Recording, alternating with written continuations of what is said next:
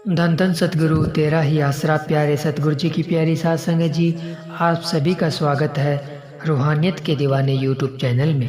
ये रूहानियत से भरा हुआ वीडियो आप सभी साथ संगत जी ने पूरा ज़रूर देखना है और साथ साथ सुमिरन करना है। इस वीडियो के माध्यम से अगर आप इस वीडियो को पूरा देख लेंगे तो आपका विश्वास इतना बढ़ जाएगा कि आप सुमिरन भी ज़रूर करने लग जाएंगे कि किस तरह से शहंशाह जी अपने जीवों की रक्षा करते हैं। ये चमत्कार आप सभी ने पूरे ज़रूर सुनने हैं और शहंशाह जी के बताए हुए नियमों के अनुसार आप लगातार सुमिरन करेंगे तो आपके घरों में खुशियों के ढेर लग जाएंगे।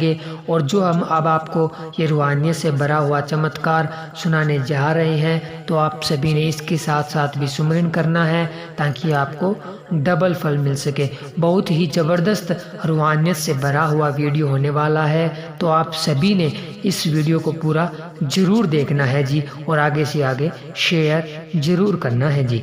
धन धन सतगुरु तेरा ही आसरा। प्रेमी शब्दल सिंह पुत्र श्री अजैब सिंह, गांव डोहक, जिला श्री मुक्तसर साहब से हजूर सच्चे पातशाह जी की अपार रहमत का करिश्मा इस प्रकार बयान करता है। दिसंबर 1990 की बात है कि मुझ पर एक व्यक्ति शेर सिंह, गांव डोहक, जिला मुक्तसर के कत्ल का झूठा केस डाल दिया गया। उस केस में मुझे धारा 325 के अधीन 3 साल की कैद और मेरे बाबू अजैब सिंह को जिला शोषण कोर्ट फरीदकोट ने उम्र कैद की सजा कर दी।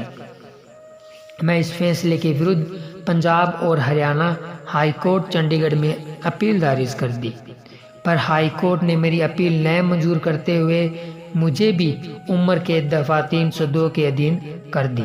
वास्तव में मैं बेकसूर था और किसी जाति रंजिश के कारण मुझे झूठे तौर पर उस कत्ल केस में फंसाया गया था।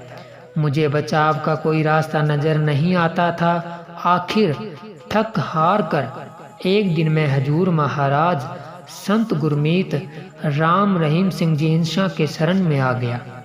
मैंने अपने बेकसूर होने का सबूत देते हुए हजूर महाराज जी के पास दया मेहर बख्शने के लिए अर्ज की। इस पर सर्व समर्थ परम दयालु दातार जी ने अपने पवित्र मुख से वचन फरमाया, बेटा सेवा करी चल, मालिक सूली को सूल में बदल देगा।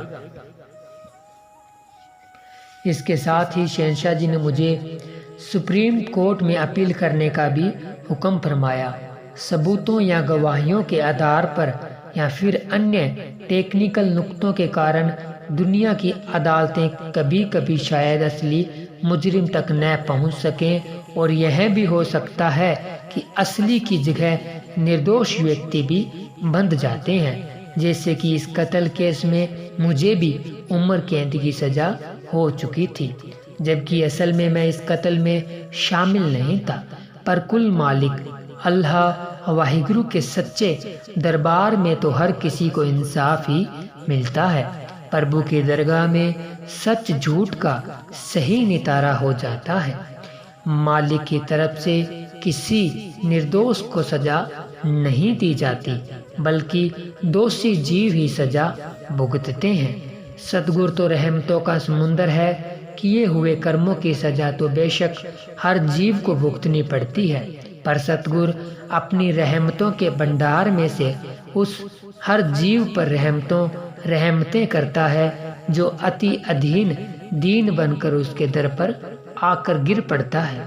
इसी तरह मैं भी हर तरफ से निराश होकर यह आशा लेकर हजूर पिताजी के पवित्र चरण कमलों में आ गया था कि मेरा मुर्शिद प्यारा जो खुद दोनों जहां का मालिक है, मुझे इस सजा से केवल यही बचा सकता है। सतगुरु जी की मेरे पर मेहर की असली कहानी यहाँ से शुरू होती है। भारत की दंडवाली की धारा में आता है कि सुप्रीम कोर्ट में अपील दायर कराने के लिए याफत मुस्लिम को जेल दाखिल होना पड़ता है और अपनी अपील के साथ यह सर्टिफिकेट लगाना होता है कि मुस्लिम देर दाखिल है तो मुलजिम जेल दाखिल है, तो ही किसी मुलजिम की अपील सुप्रीम कोर्ट में दाखिल की जा सकती है, परंतु सर्वसम्राट दातार जी के हुक्म अनुसार कि बेटा तू सेवा करी चल, मालिक सूली को सूल बना देगा। मैं खुद तो हजूर पिताजी के वचनानुसार सच्चा सौदा दरबार में तन मन से सेवा करने लगा और अपील तैयार करके बिना सर्टिफिकेट के सुप्रीम कोर्ट में दे दी। अगर शिष्य बिल्कुल सच्चा हो तो सद्गुरु उसकी हर जगह और हर समय संभाल में सहायता करता है। मेरी अपील तस्दीक होने के लिए सुप्रीम कोर्ट की रजिस्ट्री ब्रांच में गई तो वहां के अधिकारियों ने मेरी अपील की रिपोर्ट कर दी कि मुलजिम जेल में दाखिल है। इस तरह मेरी अपील में सच्चे पातशाह जी का चमत्कार यह हुआ कि मेरी अपील बिना सरेंडर सर्टिफिकेट के दाखिल कर ली गई, जबकि इस लाजमी धारा में टेंडरी अति जरूरी शर्त को पूरा करना होता है और सरेंडर सर्टिफिकेट अपील के साथ लगाना होता है। पर मैं तो डेरा सच्चा सौदा में सेवा कर रहा था, लेकिन चेकिंग अधिकारियों ने मेरी अपील पर समय ही पता नहीं कैसे यह नोट लिख दिया कि दोषी अपीलकार जेल में है। मेरे खिलाफ जो केस बनाया गया था वह बहुत ही मजबूत था। अपनी सफाई के लिए मेरी तरफ से कोई सबूत दिया ही नहीं गया था। इस तरह हाई कोर्ट के फैसले के विरुद्ध सुप्रीम कोर्ट में जो अपील दाखिल की उसमें चाहे कोई जान नहीं थी, फिर भी हजूर महाराज जी के दया मेहर से प्रारंभिक सुनवाई के लिए 2 न्यायाधीशों के बेंच पर लग गई और इस आधार पर दायर कर ली गई कि मुलजिम का जुर्म 302 बनता है या 325। इस तरह मेरे बरी होने की आशा बिल्कुल ही समाप्त हो गई। मेरे लिए सजा लगभग बिल्कुल निश्चित थी। सजा चाहे उम्र कैद हो या 3 साल की, पर बचाव बिल्कुल असंभव था। लगभग 8 महीने बाद 4 अप्रैल 1996 को अपील पक्की सुनवाई के लिए लग गई। दूसरी तरफ से सरकारी वकील के आ जाने से मैंने अदालत को समय बता दिया कि दोषी शब्दल सिंह ने अब तक अपने आप को समर्पण नहीं किया, अर्थात शब्दल सिंह ने अब तक भी अपने आप को जेल अधिकारियों के पास पेश नहीं किया। इस पर न्यायाधीश साहिबानों ने मुझे इस सच्चाई बदले लिखती शाबाश दी और मुझे समर्पण के लिए 30 अप्रैल 1996 तक का समय दे दिया। दूसरी तरफ कुल मालिक की रहमत का कमाल यह हुआ कि इस थोड़े से समय में ही सच्चे पातशाह जी ने ऐसा माहौल बना दिया कि विरोधी पार्टी के साथ राजीनामा हो गया।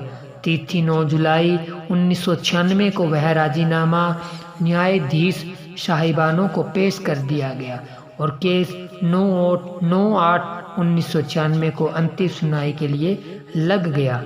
यहाँ पर भी मेहरबान सतगुर पूजनीय हजूर पिताजी की अपार रहमत साफ दिखाई देती है, जो बेपरवाही ने मेरे पर की। मेरे केस की सुनवाई कर रहे दोनों जज साहिबान उस दिन खुश थे। वे इस बात पर सहमत हो गए कि मेरा जुर्म 302 नहीं बल्कि भारतीय दंडावली कानून की धारा 325 लगाकर मुझे राजीनामा करने के लिए इजाज़त देकर बिल्कुल बरी ही कर दिया।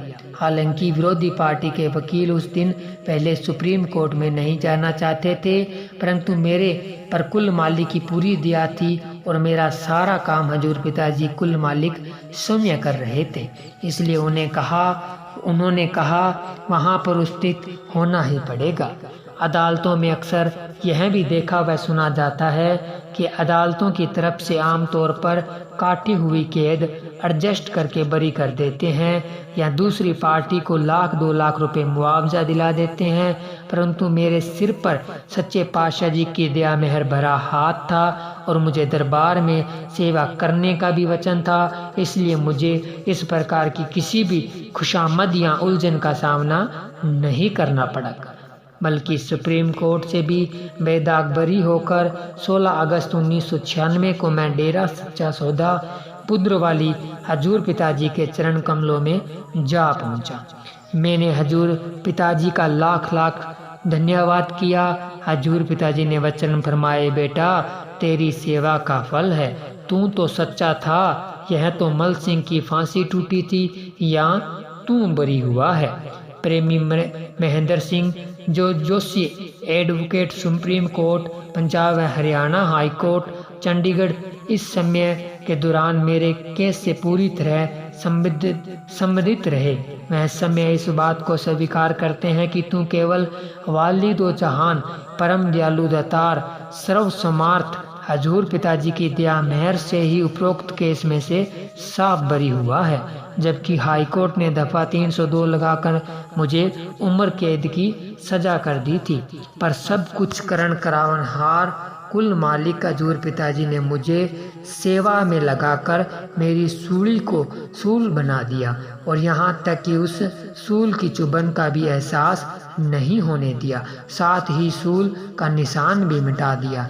हजूर महाराज जी ने इतना ही नहीं मेरे पर भरपूर रहमतों के खजाने लुटाए। ट्रायल कोर्ट में से केस चलते समय मैं पंजाब पुलिस में कमांडो में भर्ती हो गया था, पर सेशन कोर्ट में सजा होने पर मुझे नौकरी से बर्खास्त कर दिया गया। सुप्रीम कोर्ट में मालिक की चमत्कारी रहमत से बरी होने पर जहां हजूर महाराज जी का शुक्राना अदा करते हुए मैंने अर्ज कर दी कि सच्चे पातशाह जी, मेरी ज़िंदगी आप जी ने ही बख्शी है, अब मुझे शेष ज़िंदगी में दरबार में ही सेवा बख्शी जाए। मालिक की रहमत से मैं पंजाब पुलिस में बहाल हो गया हूँ। हजूर महाराज जी ने मुझे रहने के लिए शाह सतनाम जी नगर सरसा में 24 नंबर कोठी बना दी है। मैं श्वास मालिक का शुक्राना करता हूँ। इस तरह आज से कुछ वर्ष पहले 5 अक्टूबर 1989 को प्रेमी मल सिंह श्री गांव जलालाना साहिब जिला सिरसा, जो कि सत ब्रह्मचारी सेवादार मक्खन सिंह जी के भाई थे, को फांसी के सजा की अपील कोर्ट इसमें हुई थी। भारत की सर्वोच्च अदालत के आदरणीय जस्टिस श्री भगवती व श्री तुलजा पुरकर ने प्रेमी मल सिंह की आप सुनवाई की थी। देश भर की अदालतों में मौत की सजा प्राप्त मुलजिमों को अगले हुक्मों तक फांसी देने पर रोक लगा दी गई थी। इसकी चर्चा उन दिनों समाचार पत्रों में आम ही रही। देश भर के सभी समाचार पत्रों के मोटी सुर्खियों में समाचार लगे हुए ऑडिटेरियल छपे। उस समय प्रेमी के सिर पर भी दोनों जहानों के मालिक परमपिता शाह सतनाम सिंह जी महाराज का मेहर भरा हाथ था, जबकि प्रेमी मल सिंह जिसके एक कत्ल केस में फांसी की सजा हो गई और दूसरे वह जेल से ही किसी तरह निकलकर 11 वर्ष लापता रहा। कुल मालिक परम पूजनीय पिताजी की अपार रहमत थी। प्रेमी मल सिंह की सच्ची अरदास कि परम पिताजी दोनों जहानों के मालिक, मुझे इस नरक में से निकाल लो, मुझे फांसी की सजा से मुक्त करवाकर मेरी जिंदगी को अपने लेखे में लगा लो। मेहरबान सर्वसमर्थ कुल मालिक परम पिता शाह सतनाम सिंह जी महाराज की अपार रहमत से प्रेमी मल सिंह फांसी की सजा से मुक्त होकर ही अपने घर लौटा। आखिर यह सतगुरु जी की अपार रहमत का ही नज़ारा है। सतगुरु अपने शिष्य को जरा भी कष्ट नहीं आने देता। अगर वह शिष्य सेवक सतगुरु जी के वचनों पर पूरी तरह से दृढ़ व अडोल है। धन्य है ऐसे सतगुरु जी जो अपने प्रेमी जनों और सेवकों के प्रति इतने दयालु और उन्हें फांसी के फंदों से मुक्त करवाकर बाइज्जत बरी करवा देते हैं, वह जीवन बख्श देते हैं। धन धन सतगुरु तेरा ही आसरा। प्यारे सतगुरु जी की प्यारी साध संगत जी, आप सभी ने रूहानियत से भरा हुआ करिश्मा सुना। आप जी को ये करिश्मा कैसा लगा कमेंट करके ज़रूर बताएं। अगर अभी तक आपने हमारे YouTube चैनल रूहानियत के दीवाने को सब्सक्राइब नहीं किया है तो चैनल को सब्सक्राइब जरूर कीजिए। हम इसी तरह के रूहानियत से भरे हुए वीडियो आप सभी के लिए लेकर आते हैं। तो हम मिलते हैं आपसे जल्द एक नए रूहानियत से भरे हुए वीडियो के साथ। तब तक के लिए धन्यवाद। धन धन सतगुरु तेरा ही आसरा। धन धन सतगुरु तेरा ही आसरा।